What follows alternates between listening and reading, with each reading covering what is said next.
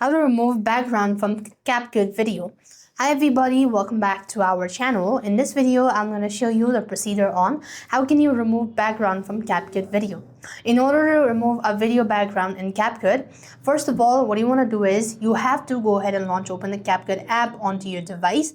There, you just want to make sure to go ahead and open the timeline section.